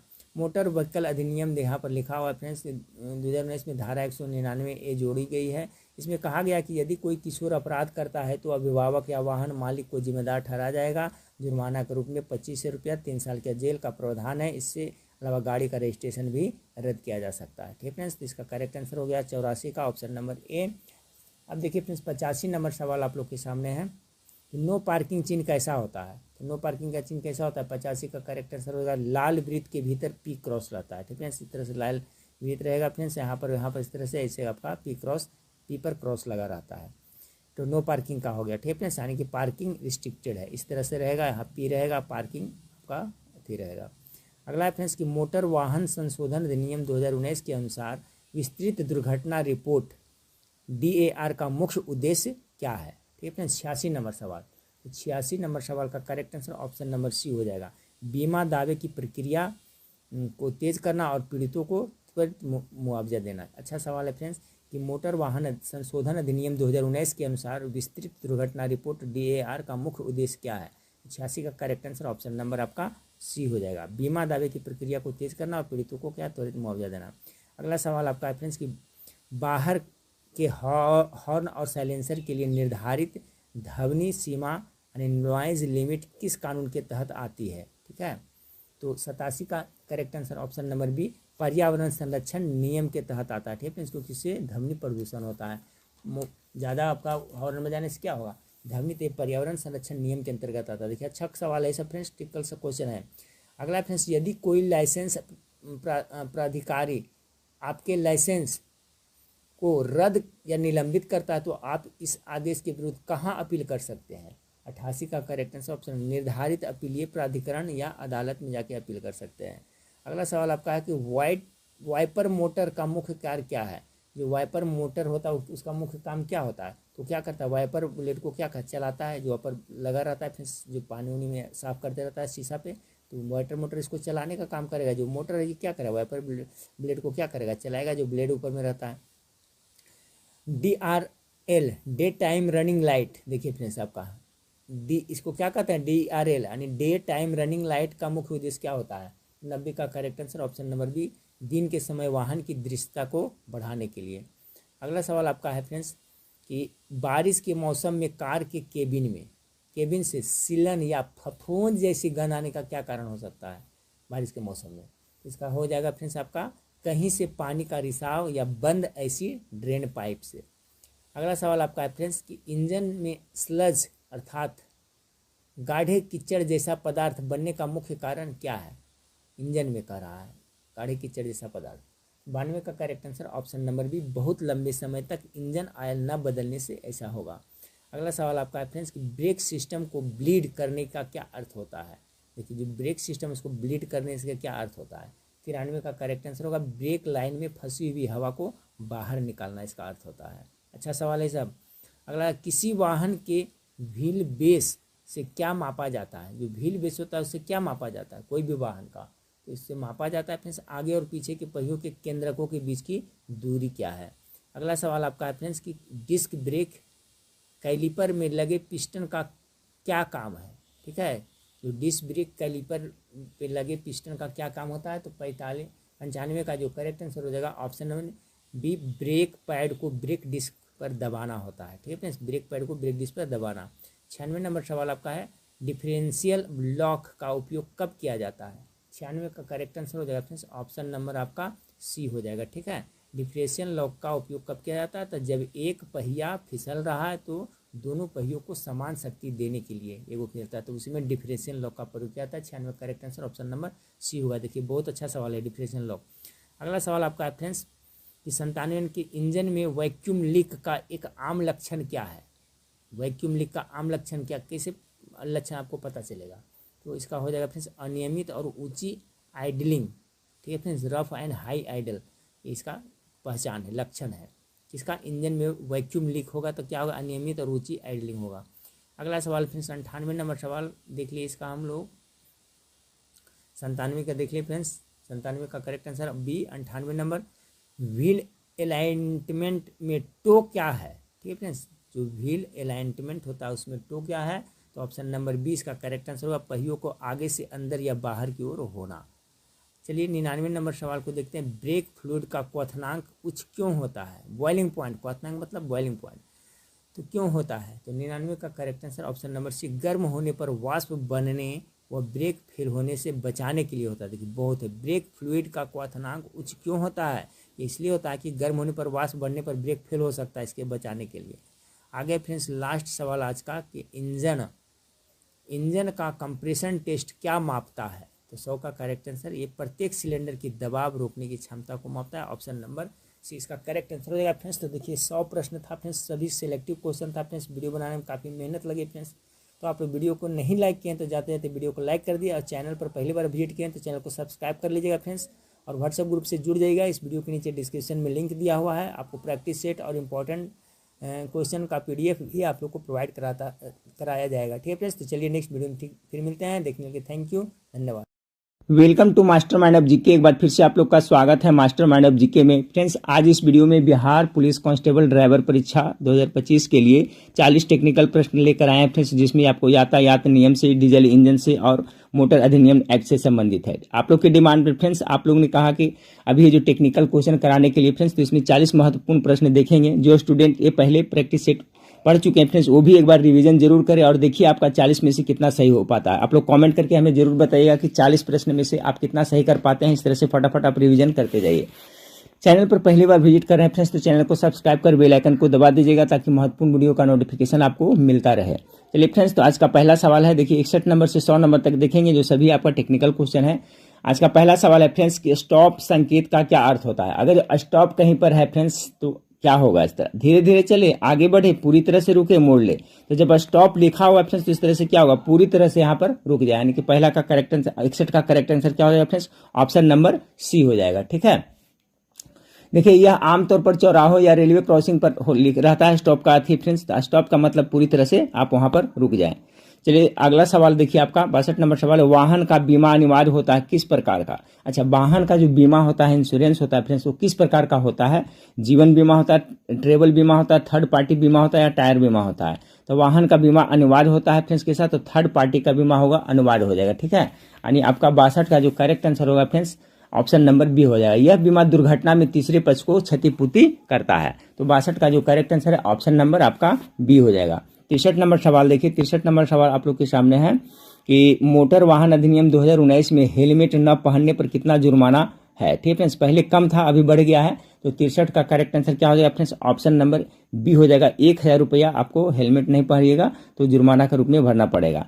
चलिए फ्रेंड्स, तो फटाफट आप लोग रिवीजन करते जाइएगा और 40 में से कितना सही होता है फ्रेंड्स बताइएगा। वाहन में प्रदूषण प्रमाण पत्र न होना किस धारा के अंतर्गत दंडनीय है। ठीक फ्रेंड्स, अगर जो आप उसमें प्रदूषण PUC आपके पास सर्टिफिकेट नहीं है तो किस धारा के अंतर्गत आपको दंड दिया जा सकता है, जुर्माना लगाया जा सकता है फ्रेंड्स। और इसके अंतर है जो इसके अंदर अगर PUC नहीं रहेगा तो 10,000 रुपया का जुर्माना लगाया जा सकता है।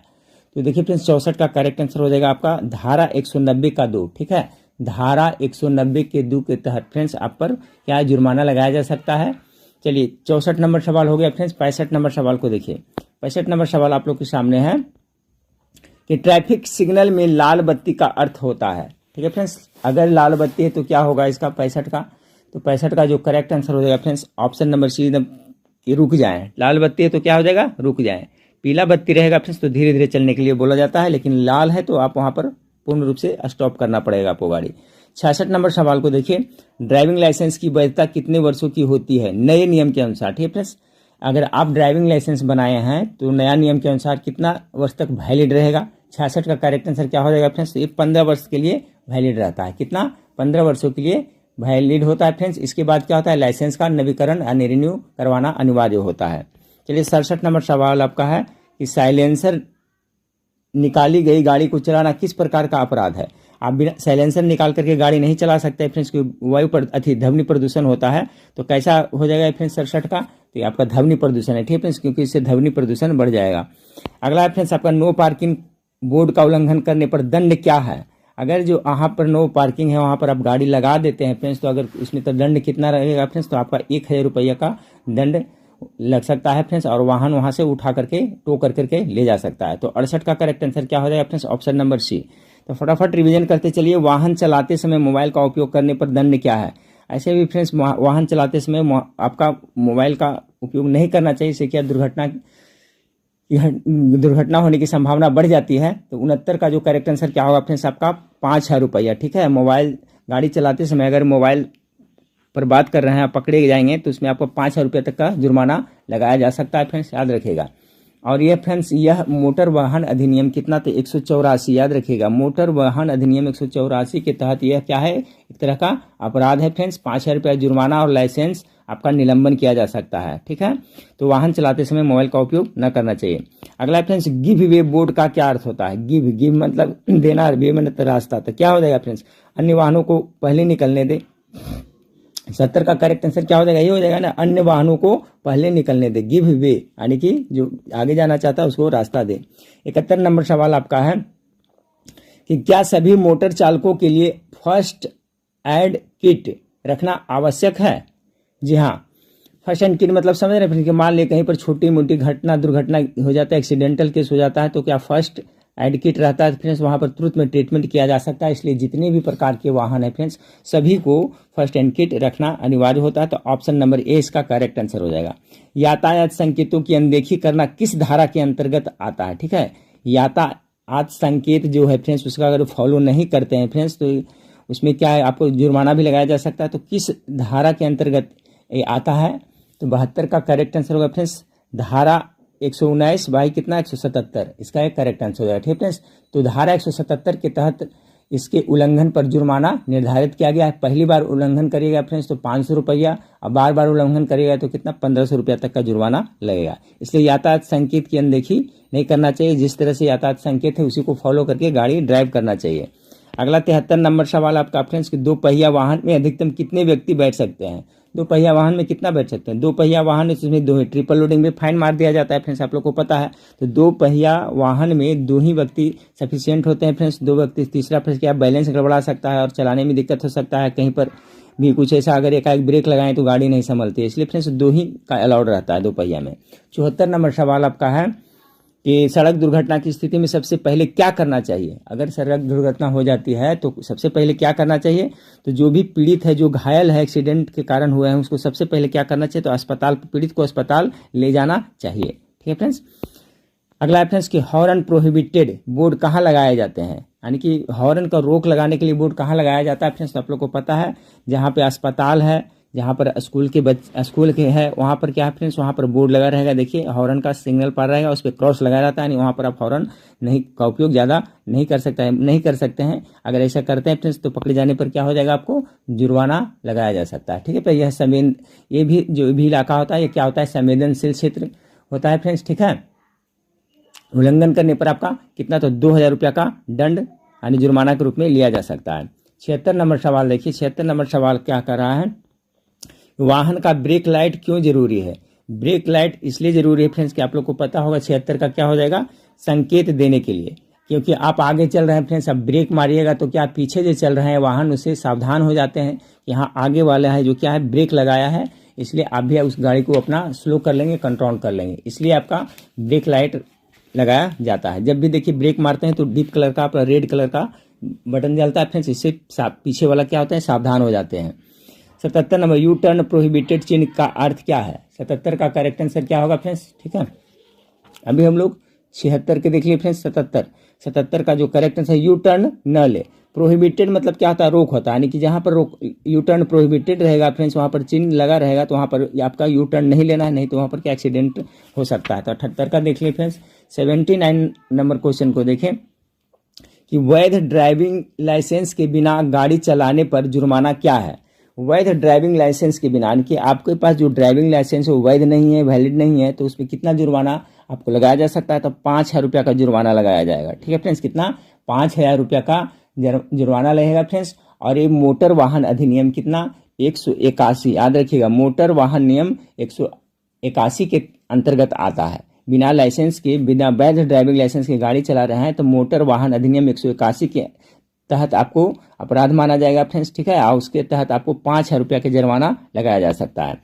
79 नंबर क्वेश्चन को देखें कि मोटर वाहन अधिनियम 2019 के तहत नाबालिग के वाहन चलाने पर क्या सजा है? नाबालिग यानी कि 18 साल नहीं हुआ है फ्रेंड्स और गाड़ी चला रहे हैं तो इसका क्या होगा? तो 79 का जो करेक्ट आंसर होगा फ्रेंड्स ऑप्शन नंबर, जेल भी हो सकता है और जुर्माना, दोनों भी आपका हो सकता है। ठीक है, ऐसी स्थिति में आपका 25,000 रुपया का जुर्माना और 3 साल का जेल हो सकता है। मोटर वाहन अधिनियम कितना 2019 के तहत अगर जो आपका उम्र 18 वर्ष से कम है और गाड़ी चलाते पकड़े गए फ्रेंड्स, तो ऐसी स्थिति में आपको 25,000 रुपया का क्या होता है? जुर्माना और 3 साल का जेल भी आपका हो सकता है। चालक को कौन सा दस्तावेज हमेशा साथ रखना होता है?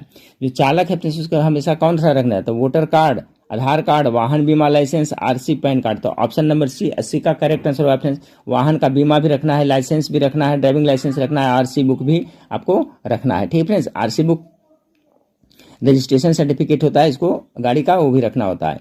इंजन का आप देख चलिए फ्रेंड्स, टेक्निकल में आ जाते हैं। इंजन का तापमान अधिक बढ़ने का मुख्य कारण क्या हो सकता है?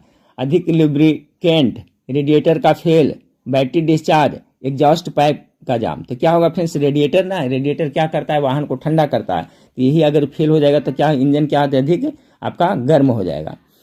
अगला सवाल, इंजन ऑयल का मुख्य कार्य क्या है? लुब्रिकेंट जिसको कहते हैं स्नेहक फ्रेंड्स, तो इंजन ऑयल क्या करता है? तो 82 का जो करेक्ट आंसर हो जाएगा फ्रेंड्स आपका घर्षण को कम करता है, चिकनाई प्रदान करता है ना, ऑप्शन नंबर सी इसका करेक्ट आंसर हो जाएगा। चलिए 83 नंबर सवाल देखिए, डीजल इंजन में हवा और ईंधन किस समय मिलते हैं? ठीक है, जो डीजल इंजन कहते हैं, देखिए डीजल इंजन में स्पार्क प्लग नहीं होता है फ्रेंड्स, इसमें जो इग्निशन होता है किससे होता है? तो कंप्रेशन इग्निशन होता है। तो डीजल इंजन में हवा और ईंधन किस समय मिलते हैं? तो 83 का करेक्ट आंसर होगा सिलेंडर में एक साथ मिलता है। ठीक है, सिलेंडर में होता है। ठीक है, तो सिलेंडर में ही आपका पिस्टन लगा रहता है, पिस्टन है जिस तरह से ऊपर नीचे इस तरह से सिलेंडर होता है, इसमें क्या होता है? पिस्टन लगा होता है, इसमें ऊपर नीचे चलता है सिलेंडर, तो वहीं पे आपका ईंधन और हवा मिलता है। ठीक है, और कंप्रेसर के थ्रू यहाँ पर क्या होता है? फायर होता है और यहाँ पर जलता है। चलिए 84 नंबर सवाल को देखिए फ्रेंड्स कि बैटरी के टर्मिनल पर जंग का क्या कारण होता है? बैटरी के टर्मिनल पर जंग का क्या कारण होता है? तो 84 का जो करेक्ट आंसर होगा क्या होगा फ्रेंड्स? अभी हम लोग यहाँ देख लिए 83 नंबर फ्रेंड्स, और 82 भी देख लिए ना। अब 84 नंबर, तो बैटरी के टर्मिनल पर जंग का क्या कारण होता है? तो इसका 84 का जो करेक्ट आंसर होगा फ्रेंड्स आपका विद्युत प्रतिक्रिया। बैटरी के जो टर्मिनल पर जंग का क्या कारण होता है? तो फ्रेंड्स विद्युत प्रतिक्रिया के कारण ही क्या होता है? उस पर जंग लग जाता है। यहाँ पर क्या होता है? यहाँ सल्फेट, हाइड्रोजन गैस आदि के कारण जंग उत्पन्न हो जाता है। देखिए यहाँ पर टर्मिनल पर देखिएगा तो फ्रेंड्स उजला उजला जैसा सफेद सफेद जैसा हो जाता है, जिससे क्या करंट कभी कभी नहीं पास होता है। 85 नंबर सवाल को देखिए, करा वाहन में शॉक एब्जॉर्बर का क्या अर्थ होता है? ठीक है, जो शॉकर होता है तो क्या करता है वो क्या करता है? आपका ऊर्जा नहीं, ब्रेकिंग सिस्टम झटकों को कम करता है ना। देखिए शॉक एब्जॉर्बर का क्या काम रहेगा? वो झटकों को कम करेगा। कौन सा पार्ट ब्रेक लगाने में सहायक होता है? चलिए गेस करिए फ्रेंड्स, अच्छा सवाल है, आप लोग कमेंट करिए, बताइए कितना सही कर पाते हैं। ठीक है, तो 86 का करेक्ट आंसर क्या हो जाएगा फ्रेंड्स? तो ये होगा मास्टर सिलेंडर। ठीक है, फिर मास्टर सिलेंडर ब्रेक फ्लूइड को ब्रेक लाइन में भेजता है। ठीक है, याद रखिएगा, जो मास्टर सिलेंडर होता है तो ब्रेक लगाने में सहायक होता है, क्योंकि फ्रेंड्स ये जो मास्टर सिलेंडर होता है ना, जो ब्रेक फ्लूइड होता है ना, उसको क्या करता है? ब्रेक लाइन में भेजता है, इससे व्हील सिलेंडर में दबाव बनता है। ठीक है फ्रेंड्स, इसका करेक्ट आंसर ऑप्शन नंबर आपका सी होगा। 87 नंबर सवाल को देखिए, 87 नंबर सवाल आपका है कि वाहन के अधिक धुआं छोड़ने का क्या कारण हो सकता है? तो 2-3 कारण आप लोग को बताए थे फ्रेंड्स। ठीक है, तो 87 का इसमें देखिए क्या होगा? तो टायर खराब होना, एयर फिल्टर बंद होना, क्लच फिसलना, गियर लीवर खराब होना। तो यहाँ वाहन के अधिक धुआं छोड़ने का कारण क्या हो सकता है? तो फ्रेंड्स यहाँ पर 87 का हो जाएगा, बंद एयर फिल्टर हवा की आपूर्ति बाधित करता है, ईंधन का दहन अधूरा होता है। ठीक है फ्रेंड्स, तो इसका करेक्ट आंसर क्या हो जाएगा आपका 87 नंबर सवाल का ऑप्शन नंबर बी हो जाएगा। क्या हो जाएगा? बी हो जाएगा। क्योंकि फ्रेंड्स एयर फिल्टर बंद हो जाएगा तो क्या हो जाएगा? एयर फिल्टर बंद हो जाएगा फ्रेंड्स, तो आपका बंद एयर फिल्टर हवा को क्या आपूर्ति कम करेगा फ्रेंड्स, जिससे क्या होता है आपूर्ति बाधित करता है। तो इसमें क्या ईंधन जो होता है, फ्यूल होता है, उसमें क्या होता है आधा अधूरा जलता है। ठीक है, इसलिए आपका अधिक धुआं का कारण इसमें जो ऑप्शन के हिसाब से ऑप्शन नंबर बी हो जाएगा, 87 का बी। 88 नंबर सवाल देखिए, 88 नंबर का रहा है कि यदि क्लच प्लेट खराब हो जाए तो क्या होगा? क्लच प्लेट ही खराब हो जाएगा फ्रेंड्स, तो क्या होगा? आप लोग गाड़ी चलाते हैं तो देखिए, तो क्या गियर बदलना क्या होगा? गियर बदलेगा? ठीक से नहीं बदलेगा, गियर फंसने लगेगा। ठीक है, और स्मूथली नहीं बदलेगा। तो क्लच प्लेट खराब होने से क्या होता है? गियर बदलना कठिन हो जाता है, डिफिकल्ट हो जाता है। स्पार्क प्लग किस प्रकार के इंजन में पाया जाता है? बार बार बता चुके हैं, सबको रटा गया होगा फ्रेंड्स। स्पार्क प्लग का होता है जो पेट्रोल इंजन में होता है। 89 का correct answer option number C होता है। ठीक है, यह स्पार्क से ईंधन और हवा मिश्रण की जलाता है, यही जलाता है आपका स्पार्क प्लग होता है। ठीक है फ्रेंड्स, आपको बताएं फ्रेंड्स कि डीजल इंजन में स्पार्क प्लग क्या होता है? नहीं होता है फ्रेंड्स। ठीक है, पेट्रोल इंजन में होता है। वाहन के गियर बॉक्स का कार्य क्या है? गियर बॉक्स, जो वाहन में गियर बॉक्स होता है वो क्या कार्य करता है? तो क्या करता है फ्रेंड्स? गति को नियंत्रित करता है ना, आपका गति को नियंत्रित करता है। इंजन ऑयल प्रेशर कम होने पर सबसे पहले कौन सी समस्या उत्पन्न हो सकती है? अगर जो इंजन ऑयल है फ्रेंड्स उसका प्रेशर कम हो गया है तो सबसे पहले कौन सा समस्या इंजन में उत्पन्न हो सकती है? तो होगा फ्रेंड्स इंजन अधिक गर्म होने लगेगा। ठीक है, देखिएगा इंजन बहुत ज़्यादा एक्सेस गर्म हो रहा है, इसका मतलब इंजन ऑयल आपको चेक करना है। चलिए 92 नंबर सवाल को देखते हैं फ्रेंड्स। 92 नंबर सवाल आपका है कि बैटरी से निकलने वाला गैस मुख्यतः किससे बनता है? जो बैटरी से गैस निकलता है फ्रेंड्स वो किससे बनता है? तो इसका करेक्ट आंसर है हाइड्रोजन से। बैटरी से निकलने वाला गैस मुख्यतः किससे बनता है? तो हाइड्रोजन से बनता है। ठीक है फ्रेंड्स, इसका करेक्ट आंसर हो जाएगा आपका ऑप्शन नंबर बी हो जाएगा। 93 नंबर सवाल देखिए, रेडिएटर में पानी का स्तर गिरने से इंजन पर क्या प्रभाव पड़ेगा? रेडिएटर में पानी रहेगा तभी तो इंजन गर्म होगा। अगर उसका स्तर कम गया है, थोड़ा सा बच रहा है तो क्या प्रभाव पड़ेगा? तो आपका 93 का हो जाएगा फ्रेंड्स, इंजन क्या हो जाएगा? ओवरहीट हो जाएगा। ओवरहीट हो जाएगा, उससे इंजन सीज भी हो सकता है। चलिए, डीजल इंजन में हवा और ईंधन का मिश्रण कहाँ होता है? चलिए, डीजल और इंजन में हवा का मिश्रण कहाँ होता है? तो कार्बोरेटर इसमें होता है, नहीं सिलेंडर के बाहर, सिलेंडर के अंदर क्या होता है? तो देखिए 94 को पहले भी बता चुके हैं, पकड़ लिए होंगे आपने।